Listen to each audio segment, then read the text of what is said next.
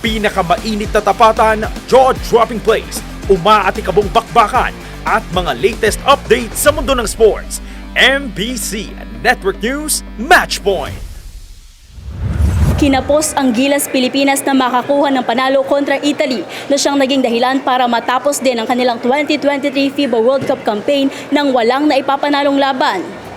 Sa score na 90-83, tuluyan nang namaalam ang Gilas sa World Cup titles sa laban kontra hot shooting Italy na ginanap kahapon sa Smart Araneta Coliseum. Nakapagtala ang naturalized NBA star na si Jordan Clarkson ng 23 points, 7 rebounds at 6 assists, habang si Dwight Ramos naman ay nakapagbigay ng 14 points.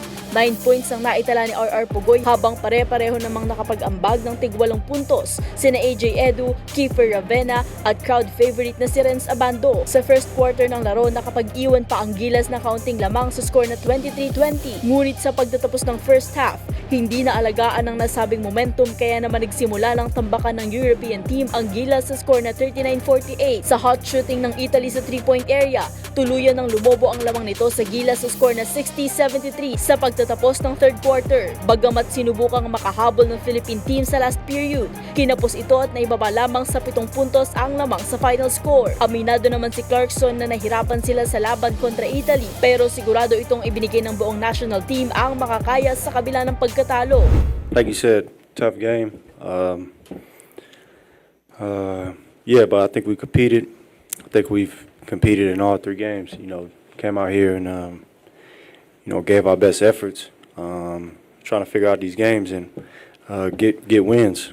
Pinangunahan ng Utah Jazz teammate ni Clarkson na si Simone Fontecchio ang Italian sa score na 18 points, habang si Gianpaolo Ricci naman ay nagbigay ng 14 na puntos. Simone, really good player. He's been super cool. Getting to meet him and stuff last year and playing on the same team, knowing what he does. You know, he can shoot the ball really well. He's strong, big. I'm happy to see him succeeding in these games and having a strong performance, and then bringing that to the season. Dahil sa naging resulta ng laro, ang Italy at Dominican Republic na ang mga koponan mula Group A na makakaabante sa second round. Sa classification game, sunod na makakalaro ng Pilipinas ang bottom 2 teams mula sa Group B na posibleng isa lamang sa South Sudan o ang regional powerhouse na China. Sa pagtatalo ng Gilas sa World Cup, ang natatanging pag-asa na lang ng mga ito ay ang malaglag din sa first round ang iba pang Asian squads para makasecure ito ng spot sa 2023 Summer Olympics sa Paris bilang natatanging top-ranked Asian basketball team. At yan ang match point mula sa kauna-unahan sa Pilipinas, DZRH. Ito si Mili Borja, tuloy-tuloy sa pagbabalita, tuloy-tuloy sa serbisyo. Sama-sama tayo, Pilipino.